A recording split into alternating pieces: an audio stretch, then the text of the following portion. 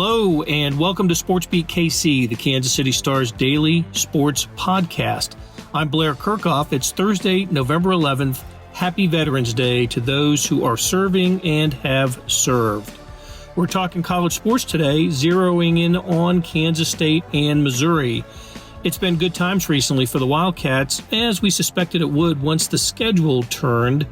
K-State has won 3 straight, and Skylar Thompson is playing extremely well. Beat writer Kellis Robinett has an interesting thought on why Thompson's passing numbers have recently improved. After a break, we catch up with Lila Bromberg, who covers the Missouri Tigers. Mizzou has a big football weekend with South Carolina visiting. The Tigers are coming off a loss to top-ranked Georgia. Lila also brings us up to date on the quarterback situation, and this lover of college basketball gives us her first impressions of the Tigers, who opened the season with a 10-point victory over Central Michigan this week. Okay, let's get started talking college sports.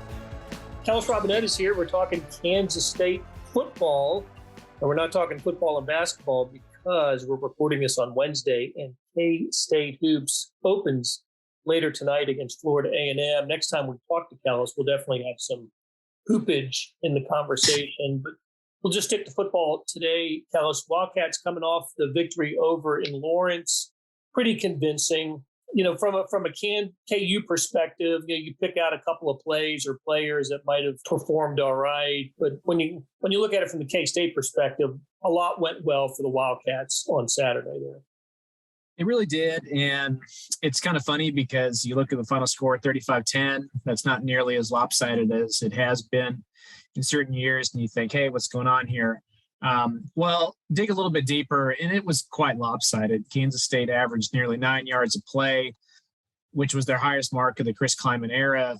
I believe it was their best mark in a Big 12 game dating back over 5 years, and that was even with them taking their foot off the gas in the second half. Every time they got near the red zone, you could tell they were going out of their way to try to get the ball to some unsung guys. They had a touchdown run to a fullback. They tried really hard to throw some touchdown passes to their backup tight ends. They weren't out there saying, let's absolutely get this in the end zone and, average 15 yards of play here, which they might have done there for a while in the second half. I think me and Jesse had it at 13.5 was their highest per play average of the day. So when you're lining up and gaining a first down every single time you're moving the ball, you're doing things right. Kansas actually did a very nice job limiting the possessions KU had in the game. It was the first time in a while that a KU coach lined up and said, you know what, we're going to run clock. We're not just going to give you all these possessions to score 50 points. So that's why the score was close. So if you're going to compliment KU on anything, it's that they actually had a coach with a decent game plan for once. But otherwise, great all-around game for Kansas State. They came in motivated. Skylar throws for over 200 yards. Deuce Vaughn rushes for over 100 yards, tops 200 all-purpose yards. Defense looks great. Everybody came away healthy. So pretty much the perfect Sunflower Showdown from a purple perspective.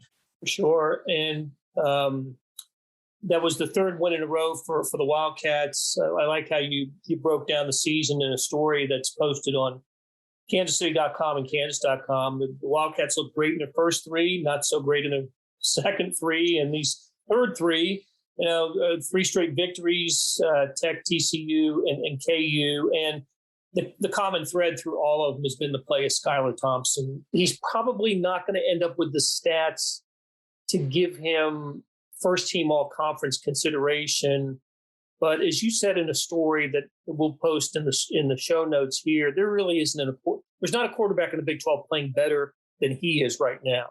No, if you contort the stats in the right way, you could really make an argument for him as first team if you throw out the fact that he missed some games, if you went by, efficiency rating and per game performance over overall statistics, he's right there. His last 5 games, he's throwing for 263 yards. He's had a touchdown or at least 200 yards in 5 straight games since he came back from injury. Those are pretty good numbers. There are certain stats that say he's the number 1 most efficient quarterback in the Big 12. So he's just been really hot these last 5 games. And the funny thing about it is I really wonder, had he not suffered that injury and still been relying on his legs to scramble and get first downs that way, if it would have happened. I really wonder if for him it's been a blessing in disguise because it's forced him to stay in the pocket and learn how to be a complete quarterback where you stay in there, you go through your progression, you find other guys. And to me, that's the most impressive thing he's done. He found 11 receivers in a game against Texas Tech. He found 9 receivers in a game against Kansas. And these aren't, all-American receivers he's throwing to.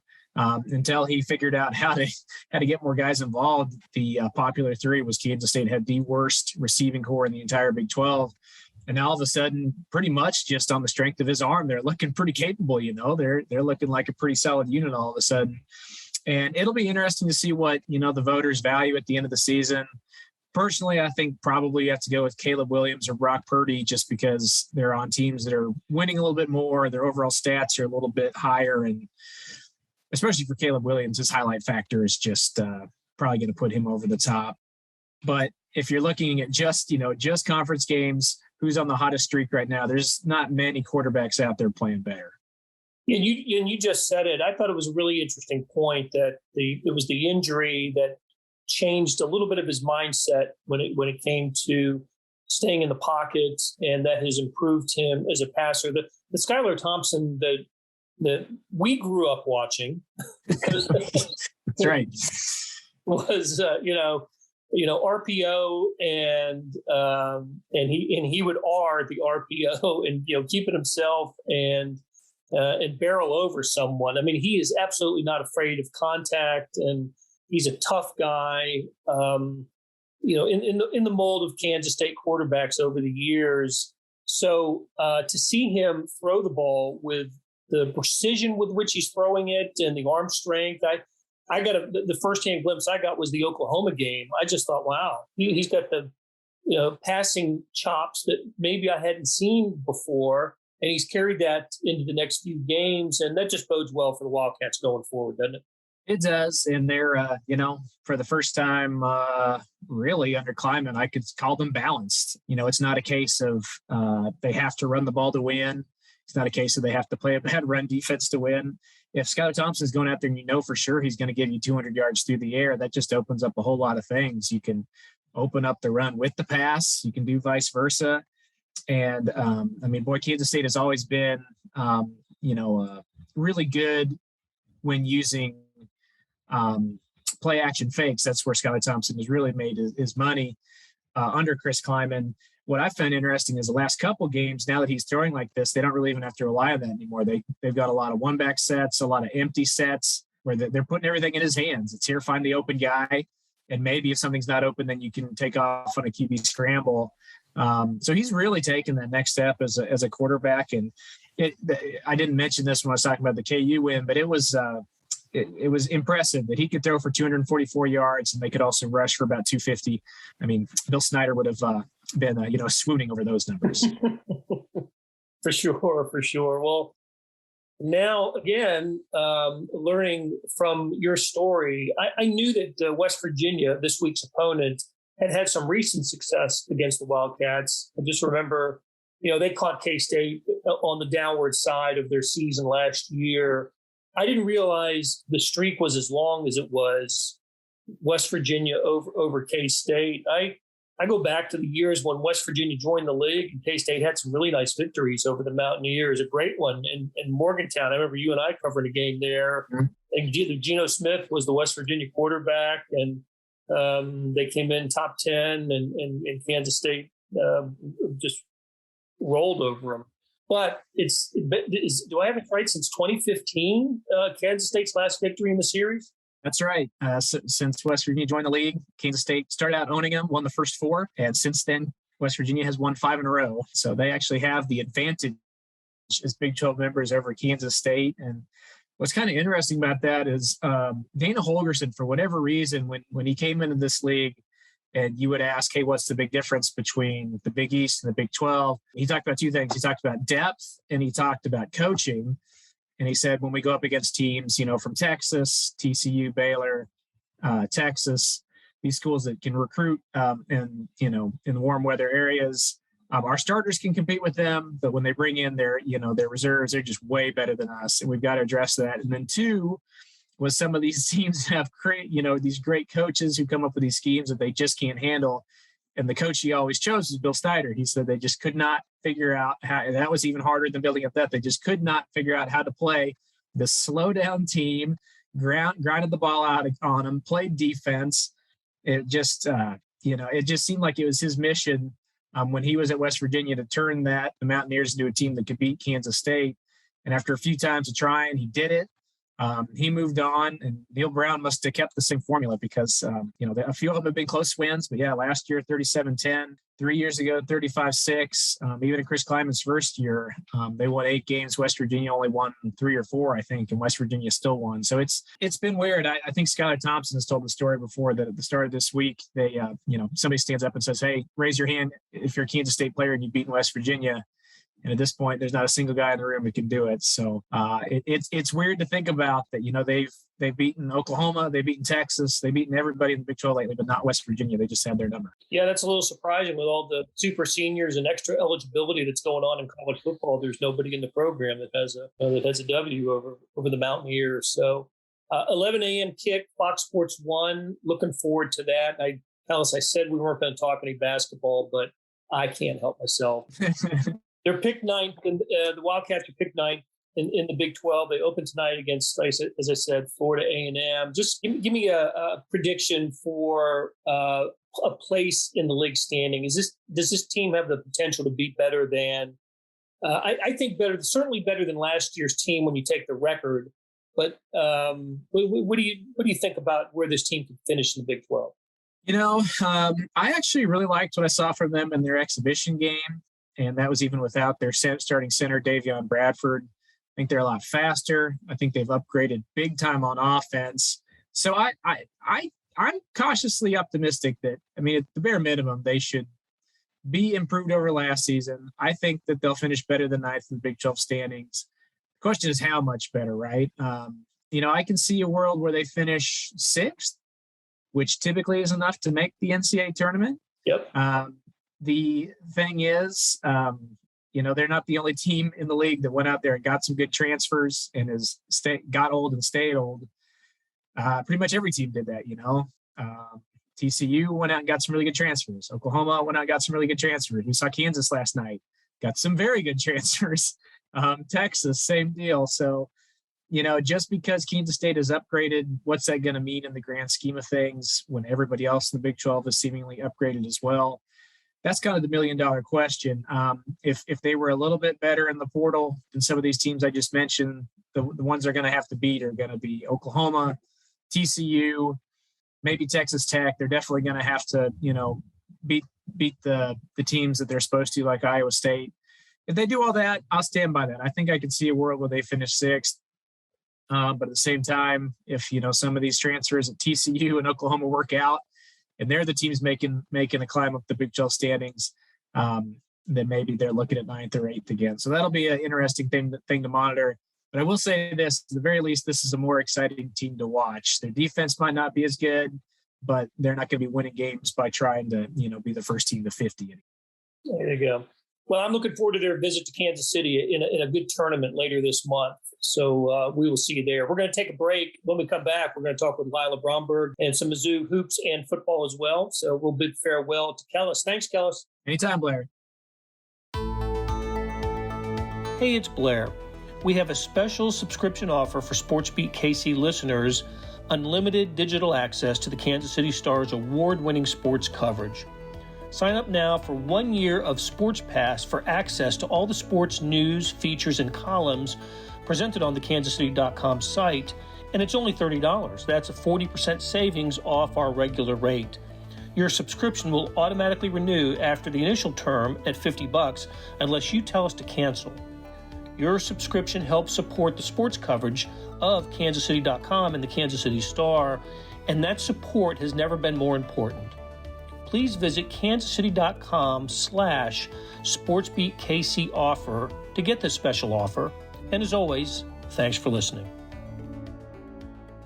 Lila Bromberg covers the Missouri Tigers for the Star, and she joins us fresh off of her first college basketball game as the Missouri beat writer. They won their opener by 10 over, I forgot which direction, Central Michigan? Yeah, Central Michigan. Okay. I should have remembered because it was the same opponent that they opened in football with, right? Central Michigan in football and Central Michigan in men's basketball. And I could tell that you were pretty excited about the return of college basketball season because in the last 24 hours, we're recording this on Wednesday afternoon, you had about 40 tweets on the Oh, I did? Yes. I usually have a ton about football as well, but with basketball, I have, that was my main beat when I was covering Maryland. I mean, basketball is the main sport over there. And, I love football and love basketball, but, with basketball, it's always kind of been, a thing that I get up for every year. And so, yeah, I mean, it was fun to be covering basketball again. Definitely cool to, see the new arena and all of that. Yeah, I was going to ask you, I know that a few weeks ago when you covered your first game at Faroe Field, we asked you about your impressions of that. How about Mizzou Arena? One thing that impressed me was the student section was pretty full for that game. And of course, where you sit in the arena, that's close to the student section. How much noise were they making? Yeah, they were loud. I didn't really expect to see that full of a student section for a first game. You never really know what you're going to get for non-conference games. And, the arena was pretty kind of empty otherwise, but, you had a really loud student section, a lot more students than I expected to see there. So that was really cool to see. Yeah, listen, you're going to enjoy covering college basketball there. It's a good SEC schedule, the good teams, Final Four type teams will come into the arena this year. You'll enjoy it. And Missouri did get off to a winning start, maybe a little too close for comfort at times. They let a big lead get away, but in the end they prevailed. They made the plays down the stretch, and it was their most experienced players who came through for them in the clutch, wasn't it? Yeah, and I had an article go up on this today. You really had Javon Pickett and Kobe Brown, who were the only players who really, saw minutes in the rotation last year that were returning, play a really big role late. They both led a 7-0 run together and both had some key plays late, even though Kobe Brown wasn't playing as well earlier in the game. He really stepped up late, and Javon Pickett really impressed throughout the night. So those guys showed some really key leadership. Missouri let Central Michigan go on a 21-6 run to start the second half. Ended up being a 2-point game at one point when the two of them led that 7-0 run. So, that was much needed, especially when you have a group that is so new and everyone's still learning to mesh. It's kind of expected you're going to, have some rough patches there to start the season as they all try and find the right chemistry and how they want to play. And the team was without 3 players as well, including Deshaun Gordon, who's definitely someone who's going to be a key part of that rotation. But yeah, I mean, really impressive from those two guys to step up and really lead the team late. Yeah, I was going to ask you about the missing players. They were all for different reasons, weren't they? Yeah, so you had Caleb Brown, who is Kobe's younger brother. I wrote an article about the two of them, a big feature that went up earlier this week. He was out, with flu-like symptoms. He didn't practice for a few days earlier in the week, just, was feeling sick. And then as I mentioned, you had Gordon, who was, kind of one of those weird, wanky, NCAA rules, suspended for a game for, I guess, competing in a summer league scrimmage or game or something like that. And then you had another non-COVID related injury to another one of their freshmen, Trayvon Brazili. So, we'll see what happens with the two freshmen, but you will have, you'll have Gordon back next game. And, from what I heard, I would think that you're going to have, Brown back as well, because they play on Monday. Right. How about a good word from my man, Ronnie DeGray III? I've been touting him for weeks because I think I've mentioned this to you before. I covered his dad. I'm finding that that's happening a lot to me lately, that the sons of players that I've covered are now college or even pros, but he came through with a double-double. Yeah, he was really impressive for the game. I mean, he had that double-double and had a pass that really impressed me in the game as well. Finished with 13 points and 12 rebounds, shot 4 of 9 from the floor, struggled from deep a little at times, shooting 1 for 4 from beyond the arc. But, he was really, really impressive, showed some great vision. He had a lot of, you could just tell he had a lot of effort plays. He had one play where he had taken a 3-point shot and went in for his own miss, scrambled to get the ball and put in a putback bucket. I always love seeing plays like that, guys that are making effort plays. So that was something I was really impressed with from him. And he also had 3 blocks as well. Very good night for him, the UMass transfer. Hey, before we switch sports, and we're going to talk about football here in a second, Missouri got some good news on the recruiting front this week. They didn't get a player, but a top prospect narrowed his choices, and Missouri remained on the list. Can you tell us about that? Yeah, Mark Mitchell, who is a 5-star for the class of 2022. He believe is number 15 on the 24/7 composite, if I'm not mistaken. He narrowed his list, so you're going to have Missouri, Duke, and UCLA as his final 3. From what I've heard, from other people, not direct reporting, but just from what kind of, people have been saying, it sounds like, Duke and UCLA are going to be the heavy favorites there. But for Missouri to even be in that top 3 is huge. And, he's known the Missouri staff for a long time, so you never know how that could work out. But to even be in the top 3 for someone like that, that's a program that could really, that's a player that could really change a program. You already have 4-star Aiden Shaw, who actually is supposed to be signing his national letter of intent any minute now. If you can somehow add both him and Mark Mitchell to that 2022 class, Shaw was already their best prospect to commit to the program since 2013. You had Mark Mitchell in there, and that could really, really be huge for this team. Right. And Mitchell from Kansas City went to Bishop Miege and now is I believe it's Sunrise Christian down in Wichita. And the school he eliminated was Kansas. So that makes it even sweeter for Missouri fans. Okay, Lila, let's talk a little football. We don't have to spend much time on what happened in between the hedges, but the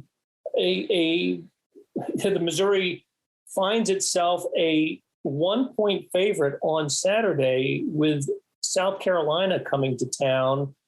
South Carolina coming off a very impressive victory over the Florida Gators with 40-17. Shane Beamer's first year already has a signature victory. So, you have to, with the line, what it is, you have to look at this as a victory opportunity for the Tigers. The question I have is, who's going to play quarterback for Mizzou on Saturday? Yeah, that's something that we're still going to be waiting to find out. You asked Eli Drinkwitz about it, and it's always a reference to the injury report, but the injury report is also not going to tell us anything. So, I don't think we're really going to know until we see on Saturday. I think, between the backups, Brady Cook and Tyler Macon, if, Drinkwitz did have to go with one of them, I would think it would be Brady Cook. Tyler Macon, really struggled to pass against Georgia, was trying to sidearm some passes. I don't know if that's a bit of just trying to be like Patrick Mahomes or more, or just, him being barely, maybe 5'10". He's listed at 6 foot. He's probably more around 5'10" and trying to get around some of those big Georgia defenders. But, he's a true freshman, still learning the playbook. So, I would think if you have Bazelak out, you're probably going to be going with Brady Cook. We'll see what happens. They let us watch maybe 5 minutes, if that, of stretches on Tuesday. And Connor Bazelak,